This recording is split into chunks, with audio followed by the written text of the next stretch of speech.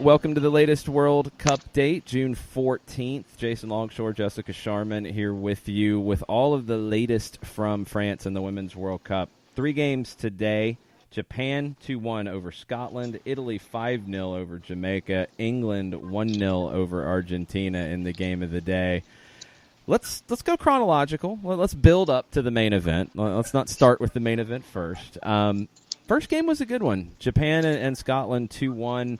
Japan with 2 goals in the first half, Scotland with a very late goal in the 88th, and they made a game of it, but Japan bounced back and played the style of soccer that we expect Japan to play.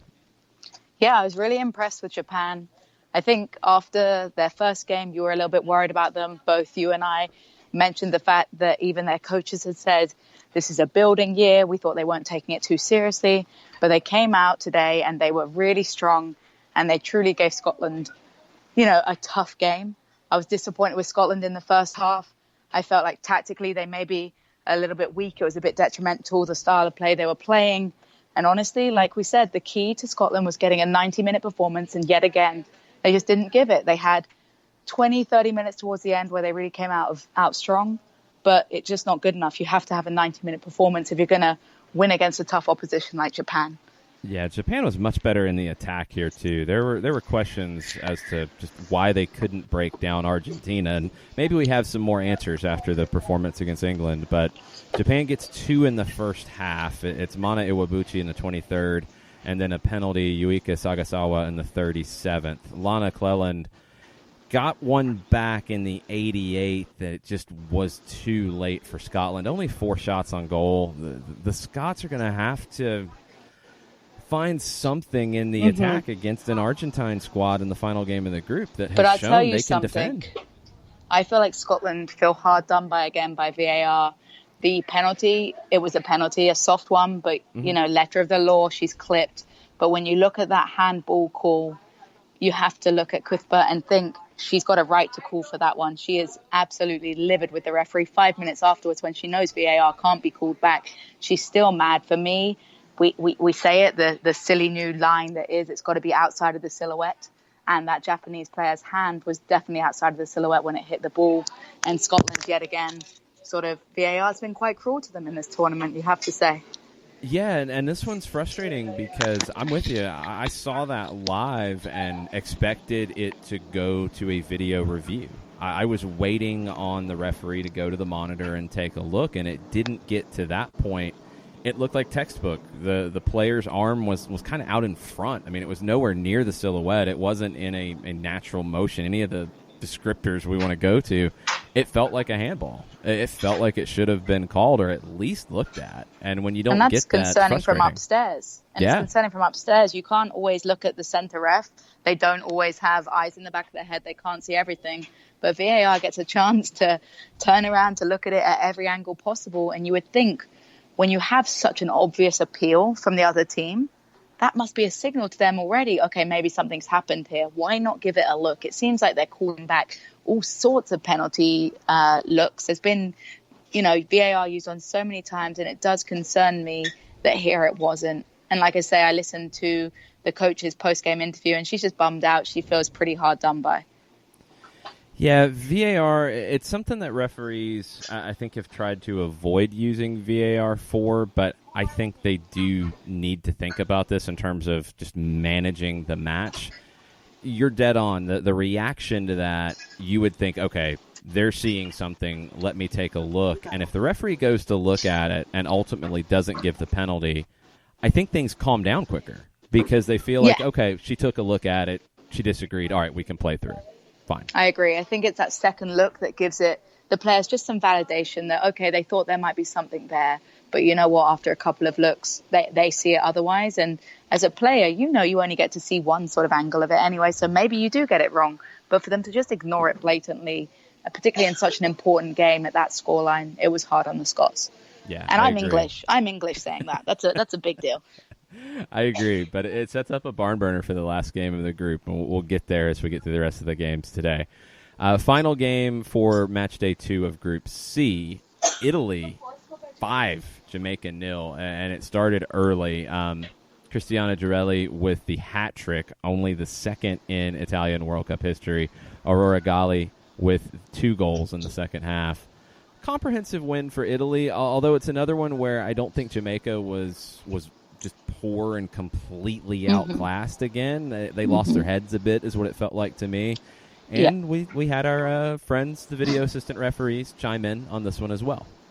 Yeah, I think, like you say, none of the results for Jamaica have really done them justice. They've put in a lot of hard work. I'm still shocked they haven't got off the score sheet, still yet to score their World Cup goal, which is a shame. Those Jamaican fans and Jamaican players all deserve a goal, and I really pray they get one in that last group match, because it looks like that'll be their last game of the tournament, and they deserve a goal in their World Cup debut. Italy were just incredible. It really is a matter of Italy were that good. I don't think Jamaica were that bad. Mm-hmm. And I'll apologize, because I definitely slept on the Italians before this tournament. They look like a package. They look really strong. And you can base that on having them played a very strong side in Australia previously. It's not like their oppositions have all been weak oppositions. They look like a package to me, and I think they could be our surprise bid in the tournament. It's really impressive what they've done, because when you look at the results coming into the tournament, and this was the biggest criticism, was that they hadn't really played anybody. They hadn't lost, but we're pulling up results like a 2-1 over Chile, a 4-1 over Thailand, 3-1 over Switzerland, 2-1 over the Republic of Ireland. They didn't play many teams that qualified, and the 2 that they did were Thailand and Chile, who we've seen are 2 weaker teams in the tournament. They have shown, I think, great organization. They're great on the counter. They're one of the best defensive teams in the tournament. And now you're getting goals to go along with it. Italy's already sealed their spot in the knockout round. Yeah, and I did ignore the VAR. We can step on that slightly. Speaking as a goalkeeper, it really bothered me. It really bothered me. I get that it's the law. Jason calmed me down right after it, because I was very, very bothered. I understand that, the automatic yellow if the goalkeeper infringes off their line. But I can't stand let's be honest here. I really don't like the automatic yellow. Oh, because it's not a deliberate look. The goalkeeper isn't thinking, I'm going to step 10 yards off my line in their head. They're just thinking, I'm going to steal as much as I can get away with, because I'm already at such a disadvantage on a penalty kick. I get it. It's meant to be advantageous for the forward players. It's a punishment, It's meant to be pretty much a guaranteed goal. But how can you punish the goalkeeper with a yellow card on top of the fact you're making them retake it? And for me, my biggest thing is this is a part of play that's been, part of soccer forever. You look at, I've been sent some screenshots of Brianna Scurry in with the USA. She would go, a good 5 yards off her line. She was pretty much on the 6-yard line by the time she saved these shots. They're just trying to narrow down the angle. It's hard enough to save a penalty as it is. And with VAR, it's going to just remove that from the game, because guess what?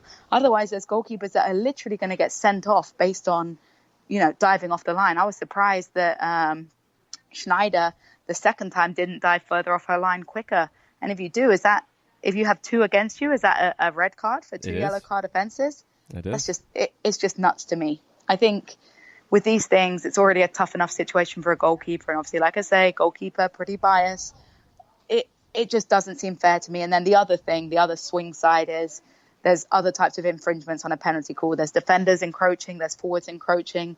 If we're going to use VAR on a moment like this, we have to use it on all elements of encroaching, whether it be defensive or offensive, and stick to that. That was something Karina LeBlanc on the Fox broadcast after the match was stressing as a former goalkeeper for the Canadian national team.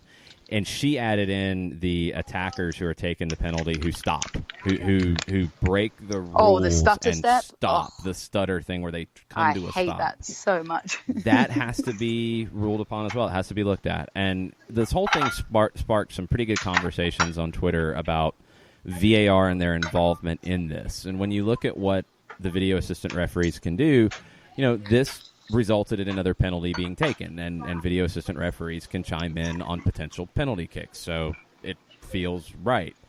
I don't remember ever seeing VAR involved in this type of scenario in Major League Soccer or any of the other leagues I watch where VAR is used. If VAR is going got to do have been done. It's got to have been done. Every goalkeeper dives off their line. I'm 110%. Yes. And they are not looking at it in the same way. And maybe it's not VAR's place. Maybe they say, you know what, we're going to stick to those 4 clear moments that they line up. And this one falls under it, though, because either way, if it's a goal scored where there was encroachment, then it's a goal-scoring situation that should be looked at. And if it's a potential penalty to be retaken, then it's a potential penalty kick situation they should be looking at. So it's but all I've about never consistency. Seen it used. Yeah. And that's our issue with VAR. Consistent. If we're VAR not is trying not to get rid of supposed it. to get involved here, don't. And if it is, then do every single time. And make it very clear. Let the players know. And you see it before every penalty kick. They are warning the goalkeepers. I have to say that. I remember before Schneider made the save, the referee was telling her, you know, you can't come off your line. But it's a tough one. And I feel bad for her. She's 19, and I think it really messed up her game. I agree. I think it was a mental sort of shake. She went from being delighted.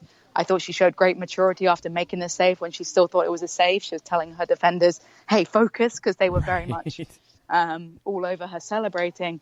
And I think that maturity perhaps evaded her after that moment. I think she let it get to her mentally. She was really bothered by the fact they'd taken away that save. And it shows in the 3rd goal. And it shows in, I think it was the 5th goal with the one-on-one where she went in with her feet instead of her hands. And the 3rd goal was just terrible timing. And it wasn't fair on her because she has been such a great goalkeeper. But as I said to Kelly on Queens of the South, she's young. She's not a finished product. And she's still at that age where it could go either way for her. She could either be one of the best goalkeepers in the world, or she could be a disappointment if she doesn't sort of mature and work on her mental game. Yeah, she definitely has that potential to be among the world's best goalkeepers, and she's part of the youngest average age lineup in the tournament so far. Jamaica fielded a lineup that average age today, 22 years old, 251 days old.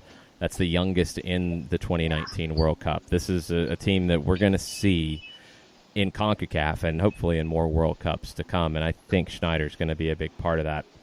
Let's move on to the main event. England 1, Argentina 0. It was scoreless at halftime. Jodie Taylor gets the goal on the break. This is the first time England has won their first 2 games in a World Cup, although it's the 5th time out of their 5 tournaments that they have advanced to the knockout round. What did you think watching this as Argentina showed strong defensive tactics in game number 2? You know what? I couldn't help but admire Argentina, even as an English fan. I was very impressed again with their discipline was incredible. Their, heart was amazing. Their goalkeeper had the best World Cup performance, and actually Phil Neville hit the nail on the head with his post-game interview. He said that, and we've been saying this all along in World CupDate, female goalkeepers are often criticized as the weak point in the female game. So much so that there's articles written, and I shared this with you earlier, that there's arguments that the pitch should be made smaller and the goal should be made smaller. Now, this goalkeeper today, she wasn't the biggest player, but she showed what ability female goalkeepers can have. Her footwork was amazing. Her positioning was just right. She was brave. She came for the right balls, and she kept them in it. It could have been 4-5-0 to England in the first half, but she was outstanding. Penalty save from Paris. Paris will be disappointed. I don't think she made as good a connection as she could have, but that take nothing away from the goalkeeper. England had a very good performance. We rested a couple of players. I'm not sure about Neville's tactics on resting a few players.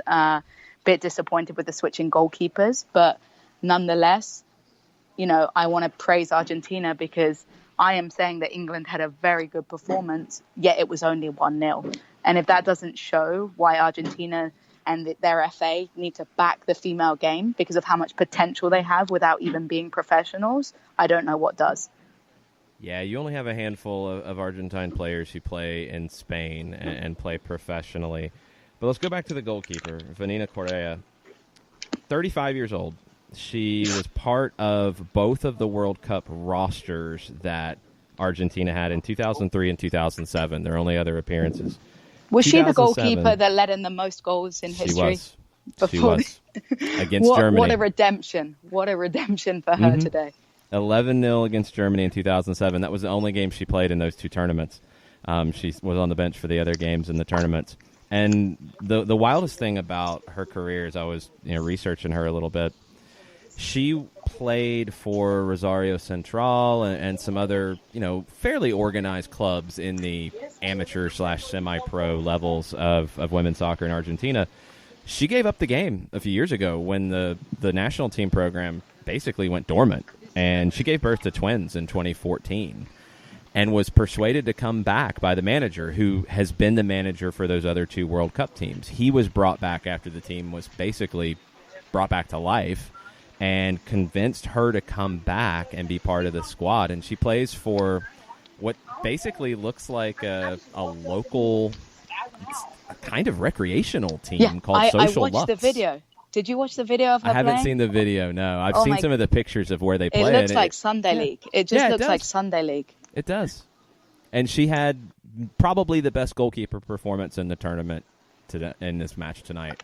And that shows her maturity. I'm going to tell you that. I really believe that we've talked about a lot of young keepers that have put in very good performances, but, you can't sort of teach goalkeeping at a young age. It's all about growing into the position. It's very different to any other spot on the field. It's all about getting your minutes in and sort of growing. And I truly believe that showed the maturity of the goalkeeping position and the importance of, sticking at it through thick and thin. And I bet they're glad they gave her that call and convinced her to play. Yeah, she was absolutely outstanding, and probably the greatest legacy of this match. And Argentina, as a soccer nation, will appreciate this type of performance. They know that their team is the ultimate underdog here. They had 24% of the ball. They had 2 shots. They had 1 on target. But they're going to appreciate the fight and the scrappiness, and that's going to be a great motivation for the squad. But particularly against England. Yes, that as well. But the most important number out of this is this match was on public television, and all of the ratings are not in, but public TV ratings come in very quickly in Argentina. The direct TV and the cable stuff isn't in. 1.3 million people watched this match in Argentina. By far the most who have ever watched a women's soccer match in Argentina. And that's not a convenient time of a game in Argentina either. And that's got to be a telltale sign. It's not a weekend. It's not an evening over there. There's a lot of people that were watching during work or even skipping work to watch. So we'll take that. That's massive. And when you have a federation that is finally starting to invest some money, those are the types of numbers you need to continue that investment. So Argentina goes into the final match day of the group with a good shot, honestly. When you look at the standings, they play Scotland in the final game. It's a winnable game, and I think the manager's substitutions kind of showed the thought process a little bit, pulling Benini in the second half to rest her, I believe, for that Scotland match. That feels like a game where they can open up a little bit, and that should be one of the fun ones of the final games of the group stage. Yeah, I'm excited. I'm going to be rooting for Scotland just as a home nation. I think, they've had it hard with VAR, but Argentina might actually be the favorite after watching those performances in the group stages for this game. Yeah, I would think so. And England plays Japan, and if England wins that, Japan would be on 4, and Argentina could match them with a win and potentially flip the goal differential, which is only off by 2 right now. So Argentina could actually get through as a second-place team if things fall right for them. We called it. This is the group of death. Yeah, absolutely. Somebody's going to go home who shouldn't, and maybe 2 teams go home that shouldn't, because it's a pretty even group. Let's look ahead to a group that's not so even. Tomorrow it's Group E, match day 2, and 2 teams have a shot to book their spot in the knockout round. The Netherlands plays Cameroon at 9 a.m. Canada plays New Zealand at 3 p.m. If the Netherlands and Canada win, they're both on 6 points. They both book their spots in the knockout round.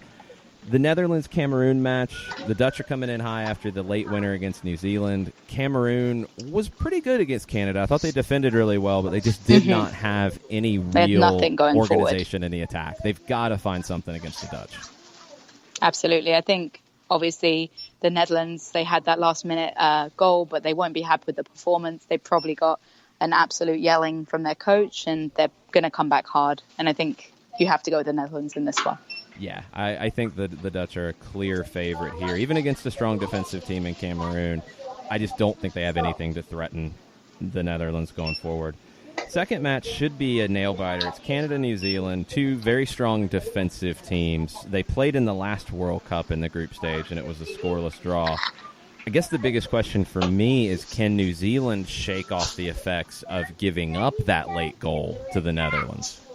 It's all a mental game, and that's probably what they've been working on in practice, recovering from that loss. And they know that they have to win this one, or it could be an end of a tournament too soon. Canada looked good, but they only scored one goal, so I think it's going to be a close one. Honestly, I'm not expecting that many goals tomorrow. I'm expecting more of a tactical game plan and a lot of good defense. Yeah, I agree. I think Canada-New Zealand will be a one-goal game, and I think Canada should find it. I think they're a better team than New Zealand, but we'll see if the Football Ferns can find a way to keep this scoreless as long as possible. And Netherlands-Cameroon, I think it's probably a 2-0 Netherlands win. I think their front three is just too good against Cameroon. We'll see tomorrow, I guess. Yeah, we will, and we'll maybe know a couple more teams that are in the knockout rounds. And then Sunday, it's the United States and Chile, Sweden and Thailand. And then we start to get into the final match days where you've got matches at the same time, and you get all of the chaos building that has been going on in France. Thanks, everybody, for listening. Thanks, everybody who's tweeting at us during games and after games and sharing thoughts and sharing questions. Make sure you keep doing that. Jessica, ATLUTDD. I'm at Longshoe. You can tweet at Soccer Down here as well. And as matches go on, if you have questions about VAR, because we're becoming experts for some sad reason, go Even ahead. though I disagree with every call. But we try to figure out why. And I think that's what we're getting to, is trying to explain the why, because sometimes it's not so easy. But any of your questions that you have as you watch these games, please let us know. And thanks for listening to the CupDate each and every day. We appreciate it. Talk to you guys tomorrow.